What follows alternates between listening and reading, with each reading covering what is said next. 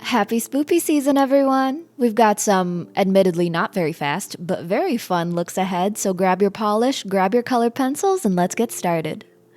The base prep is pretty easy. Use thin layers of color, allow them to fully dry, add a matte top coat, and you're basically done. I'll be upfront with you though, since we're not using gel, this step takes forever.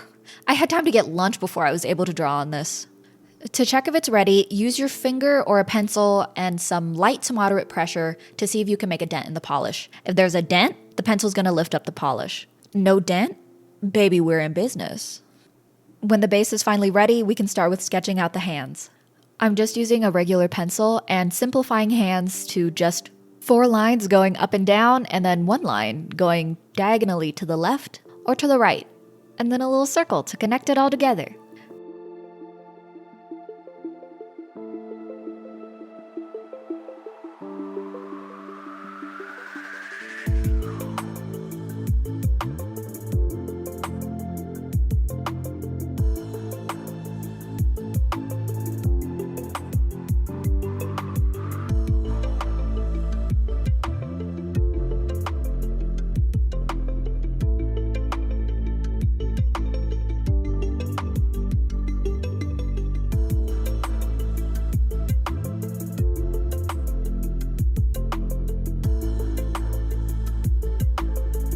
Now just scribble in your fabulous shadowy figure and take a Q-tip to blur everything out.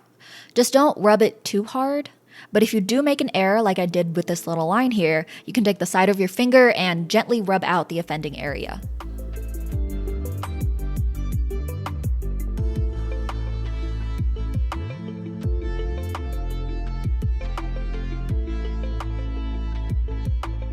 Lastly, 1 layer of top coat and you're done. I find that matte works better, but you can use glossy as well.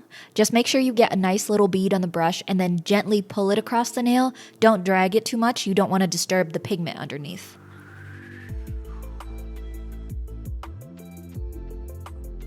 X-ray nails will follow the exact same base process.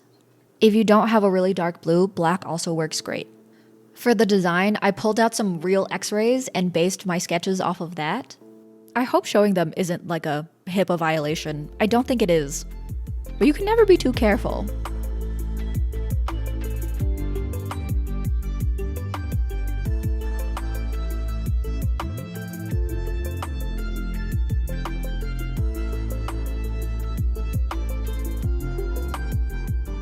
If you make a mistake with your white colored pencil, you can just take a color pencil that's the same color as your base and just draw right over it.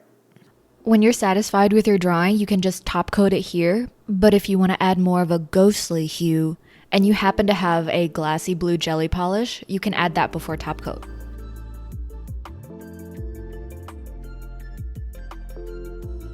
Our last look is inspired by the swampy vibes of a recently released album. And it's pretty polish heavy, so I whipped out all of the greens that I had, but if you don't own a ton of green polish, you can just use other colors.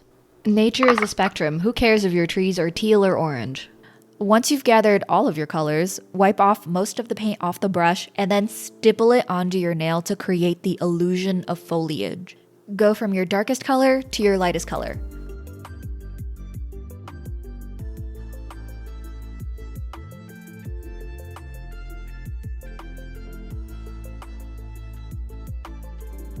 Once you're satisfied with how it looks, put on a matte top coat, allow it to fully dry, and then we're ready for the ghosts.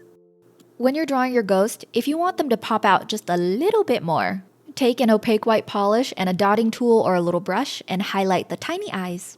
Lastly, top it all off and boom, you're done. All of these looks are, unfortunately, a lot of waiting, but I do hope you give color pencils on nail polish a try, whether it's with these designs or with others.